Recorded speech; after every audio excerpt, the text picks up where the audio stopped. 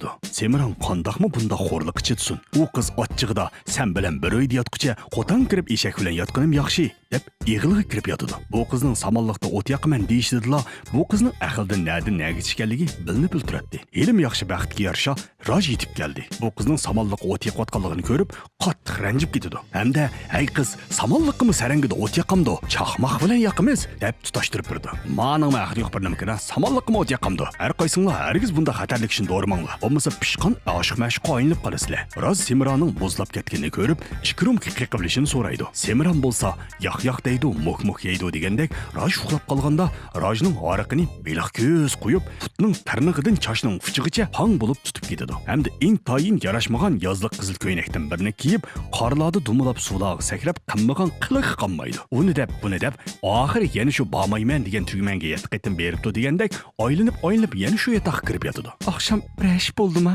Ha, ma tervatgan savmaylaringizga bir qarab qiling ha."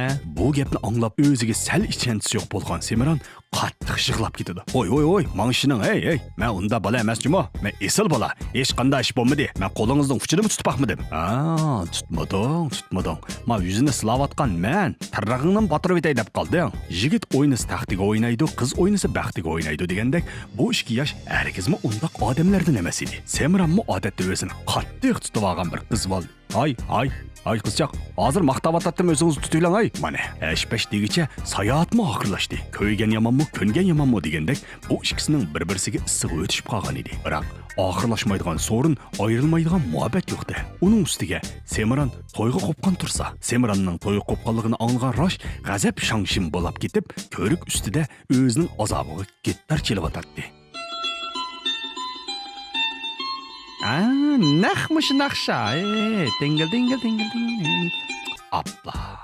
Vay to'xtab qolding ey. Hausini bilamsan nima? Tag'andekin bir jang chammamsan da bir. Xodin chiqqidek bir anglayli. Buning bunda g'erib turganini ko'rgan Semiran yeniq kelib uning ko'ngildagini bilmoqchi bo'ladi. Lekin Roj ko'ngildagi gapni chaqchaq aylantirib, xuddi yandim boyandek yuzi tuvan xijiljan bo'lib oladi. Shu kundan boshlab toki uyga qaytguncha bu ikkisining simoyi bir-birsiga ko'rinib, muhabbat o'tida bir-birini kuydirib, muhabbat degan mushu o'xshaydi degan tuyg'uga sep qo'ydi. Hamda hammanglarga tanishlik bo'lgan muhabbat liriksini sunadi. Mochi pucha puki mujiki mochi chip chinchi. Mana nima degan o'rinliq ham fasohatlik tekstlar bu. Demismi shu-da? Xuddi hindistonlik qo'llar aytgandek, omti pati mochita chikochi chamochi degandek gaplar haqiqatan to'g'ri gaplar edi. Uyga qaytib kelgan Semiran opsig'i o'zining garchi to'yga qopqan bo'lsa-mu, boshqa bir yigitni yaxshi ko'rib qolganligini aytdi. "Apa, sen bu yosh vaqtingda bir asni yaxshi ko'rib baqqanmiding? Keyin qandaq bo'ldi? Hey bola, o yigitmi bo'ladi? Lekin cho'nglar aralashib shu dadangga tekkan. Qandaq qilma endi? Bu gapni dadang anglab qolmasin. Dadamga deb baqsam qandaq bo'la apa? Qizim, biz seni ICUda baqqidek holimiz yo'q. Uzun umr ko'ray desang, dadangning chiroyiga qarab bir gaqilchimi?